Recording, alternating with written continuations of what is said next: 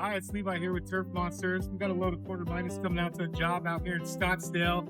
Thought we'd take today to show you the difference between some of our backings with all this rain. We thought we'd like to show you the difference in the drainability of the backing. This side over here, we got our American-made Tiger Turf with a full permeable backing. So liquid's gonna drain everywhere through this. Over on this side, we have our import, Everlast.